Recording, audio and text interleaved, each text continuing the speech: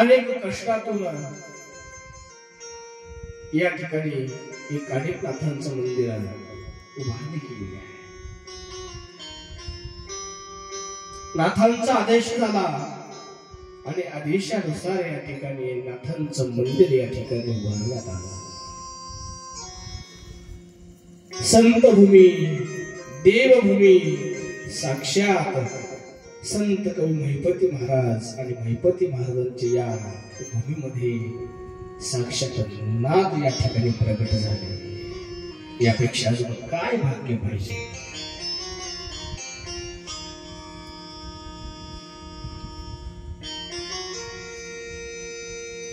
भाग्यवान आपण सर्वजण आहोत. या ठिकाणी आपल्याला संत कवी महिपती महाराजांची सेवा करण्याचा योग तुमच्या सर्वांच्या नशिबामध्ये या ठिकाणी आहे, प्रारब्धामध्ये आहे. कारण नाथांच्या सानिध्यामध्ये आणि संत कवी महिपती महाराजांच्या या कृपाशीर्वादाने छायेछत्राखाली कृपा छायेछत्राखाली तुम्हाला या ठिकाणी आज राहायला मिळतंय. तुम्ही भाग्यवान आहात.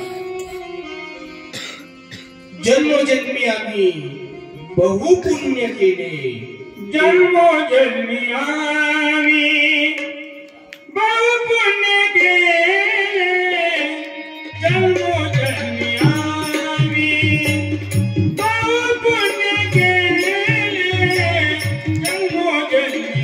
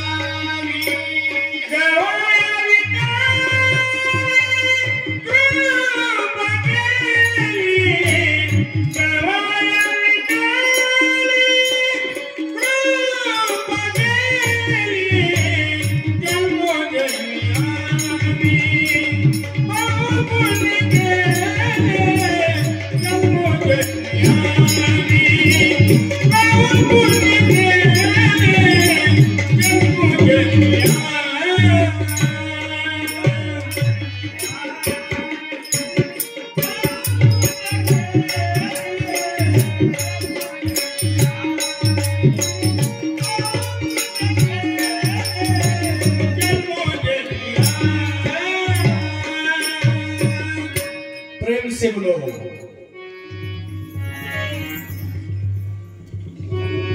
अलग निरंजन देश.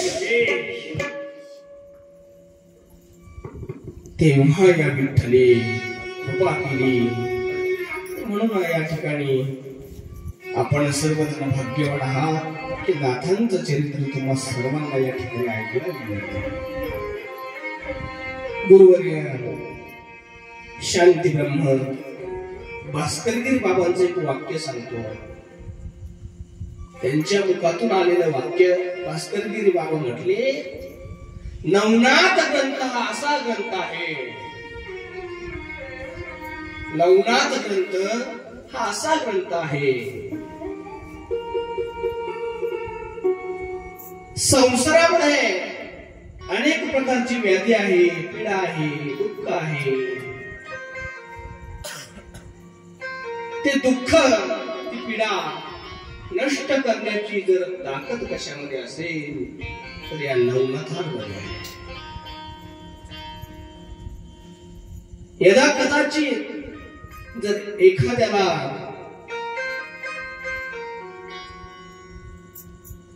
नवनाथ ग्रंथ वाचता येत नसेल, वाचायला वेळ मिळत नसेल, श्रवण करण्याकरता वेळ मिळत नसेल, बाबा म्हटले श्रवण करण्याकरता तुमच्याकडे वेळ नसेल, पण फक्त 5 ते 10 मिनिटं ओम चैतन्य नवनाथाय नमः, ओम चैतन्य नवनाथाय नमः या मंत्राचा जर जप केला तर निश्चित तुमच्या जीवनामध्ये सुख प्राप्त झाल्याशिवाय राहणार नाही. काय नाही बाबा, फक्त 5 मिनिटं डोळे झाकायचे, आसन लावायचं. ओम चैतन्य नमनाथाय नमः. ओम चैतन्य नमनाथाय नमः. ओम चैतन्य नमनाथाय नमः. ओम चैतन्य नमनाथाय नमः. एवढ्या मंत्राचा जर तुम्ही जप केला तर तुमच्या जीवनामध्ये सुख प्राप्ती झाल्याशिवाय राहणार नाही.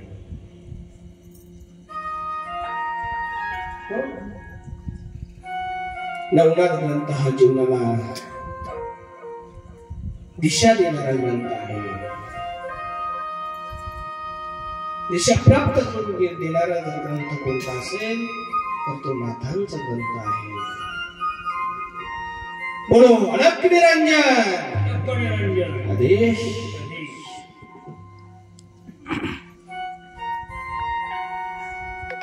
काल आपण कथाभाग बघितला.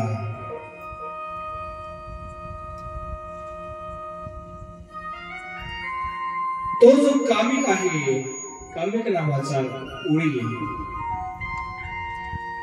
तो कामिक यमुनेच्या नदीच्या काठावरती जातो. यमुना नदीच्या काठावरती गेल्यानंतर एक बाळ त्या ठिकाणी दिसतं. काल आपण हा कथाभाग त्या ठिकाणी पाहिला. ते जे बालक आहे ते बालक त्या ठिकाणी रडत आहे आणि त्या बालकाला घेऊन तो कामिक आपल्या घरी येतो, आपल्या पत्नीकडे देतो. शरदवता तिचे नाव. शरदवतीकडे त्या बाळाला त्या ठिकाणी दिलेलं आहे. ती शरदवता प्रेमाने त्या बाळाचा संभाळ करू लागते, प्रेमाने संभाळ करते. चौथ्या आश्रमाला त्याला मुलं त्या ठिकाणी मिळालेलं होतं. पुत्र नव्हता तिला. आनंद झाला, मनामध्ये आनंद वाटला, देवाचे आभार मानले. देवा, चौथ्या आश्रमाला मी प्राप्त झाले आणि त्या चौथ्या आश्रमामध्ये तुम्हाला हे बालक दिलं. अत्यंत आनंद. आणि त्या आनंदाच्या वातावरणामध्ये ईश्वर होता, आई झाली आणि कामिक कोळी पिता झाला. बाळाचा सांभाळ त्या ठिकाणी चालू झालेला आहे.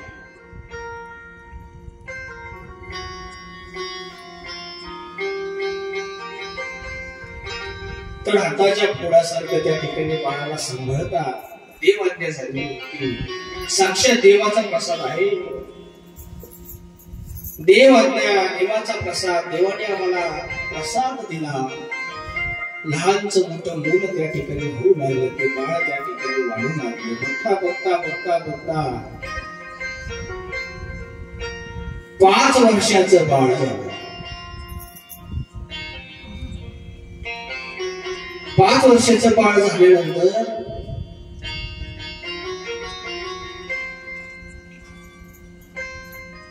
आपल्या इकडे पद्धत आहे अर्जुन, 5 ते 6 वर्षाचं मुलं झाल्यानंतर आपण त्या मुलाला काय करतो?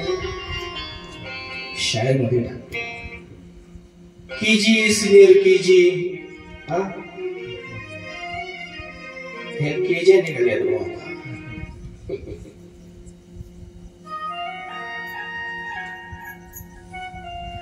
एक सांगू, या केजीमुळे असा प्रॉब्लेम झाला.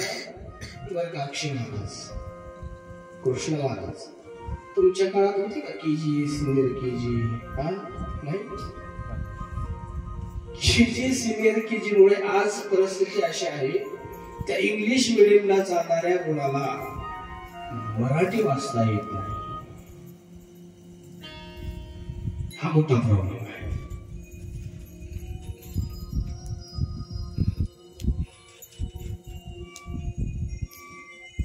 आपली मातृभाषा जर कोणती असेल तर ती मराठी आहे.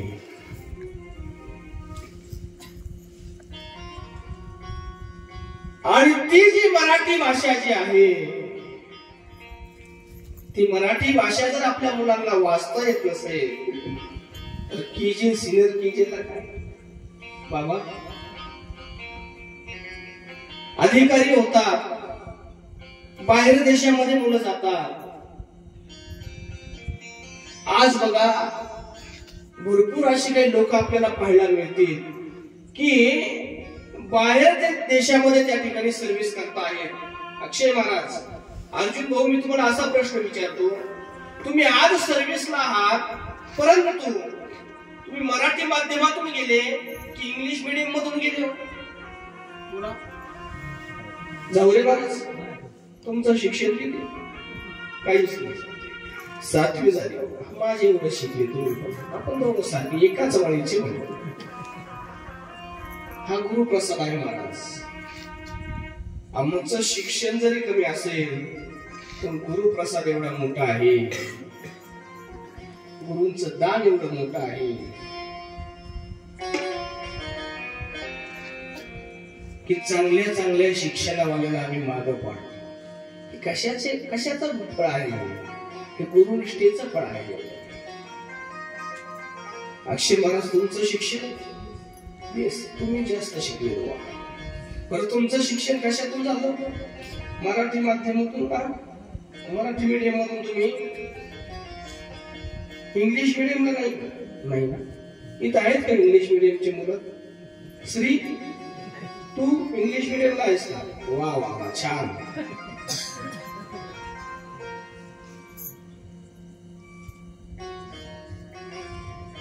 माझी मराठीची गुण कौतुके, ज्ञानोबराय सांगतात. आपली मातृभाषा आपण जपायला हवी. ते मूल वाढलं अत्यंत सुकुमार, अत्यंत सुंदर, सुंदरम किम सुंदरः, तेजस्वी रूप, मनमोहक रूप त्याचं त्या ठिकाणी. एवढं सुंदर ते मूल, ते बाळ त्या ठिकाणी दिसायचं. एखाद्याने जर त्याला पाहिलं तर तो मोहून जायचा, एवढं तेज त्या ठिकाणी होत. सर्वसामान्य मुलं आपण पाहतो, सर्वसामान्य मुलं बघितल्यानंतर लहान मुलं, ती मुलं एवढी सुंदर असतात दिसण्याकरता, एवढी सुंदर दिसतात, एवढी सुंदर. त्या मुलांना पाहिल्यानंतर आपण पटकन त्यांना उचलून घेतो की नाही? पटकन उचलून घेतो आणि आपण म्हणतो किती सुंदर आहे.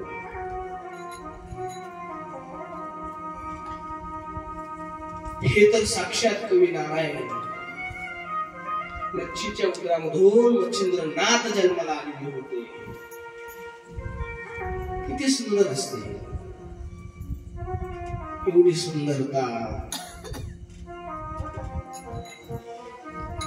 आणि मग ते बालक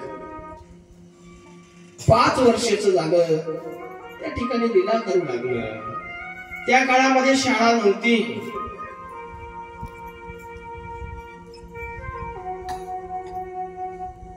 मग काय, कामिक कोळी त्याचा व्यवसाय मच्छी पकडण्याचा, मासे पकडणं हा त्याचा व्यवसाय. तो जो कामिक आहे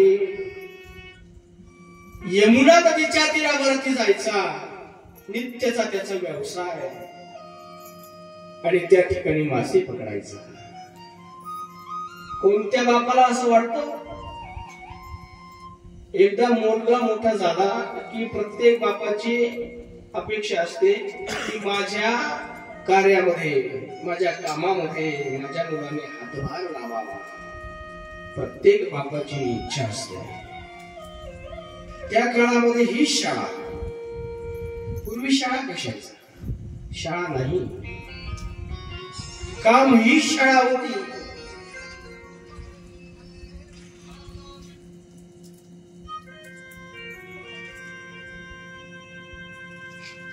अलक निरंजन अलक निरंजन अलक निरंजन आधी अलक निरंजन प्रेम से बोलो. अलक निरंजन अलक निरंजन अलक निरंजन आधी सर्वांनी टाळी वाजवा. सर्व अलक निरंजन अलक निरंजन आधी अलक निरंजन अलक निरंजन अलक निरंजन आधी अलक निरंजन अलक निरंजन अलक निरंजन आधी अलक निरंजन अलक निरंजन अलक निरंजन आधी अलक निरंजन अलक निरंजन आधी. मच्छिंद्र आता मोठा झालाय, 5 वर्षाचा झालाय. माझ्या कामामध्ये मला हातभार या ठिकाणी मच्छिंद्राने लावावा. माझ्या बरोबर मच्छी पकडण्याकरता यमुनेच्या नदीवरती यावं. एक दिवस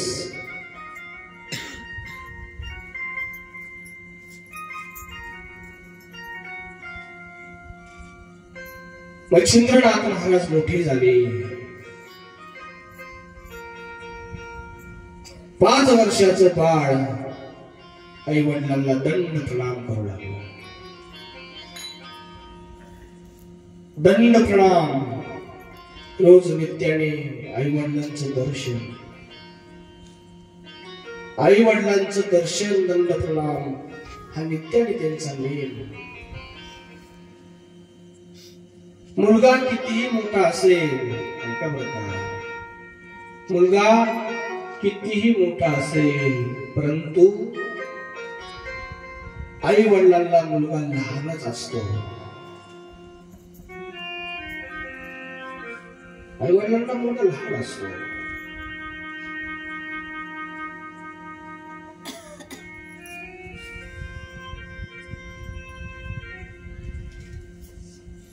आपली संस्कृती आहे की आई वडिलांना दंड प्रणाम करावा, ही आपली संस्कृती आहे.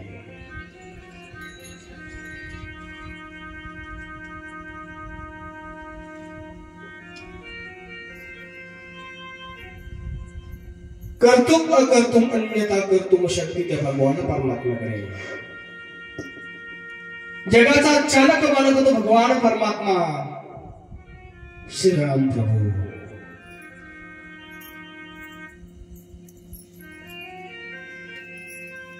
वनवासाला राम निघाले आणि वनवासाला निघाल्यानंतर प्रथमतः आई वडिलांना दंड प्रणाम केला आणि मग आपला वनवासाला त्या ठिकाणी प्रारंभ केला. तमेव माता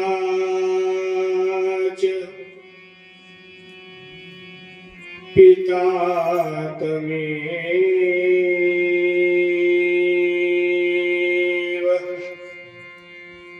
तमेव माता च पिता तमेव.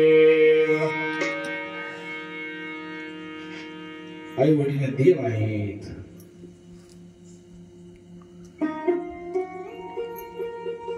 आई वडिलांना दंड प्रणाम करावा.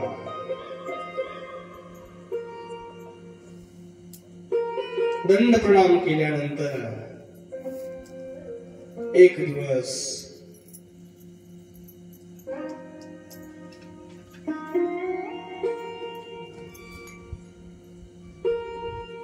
कामिक कोळी आणि मच्छिंद्र हे यमुने नदीच्या काठावरती जातात.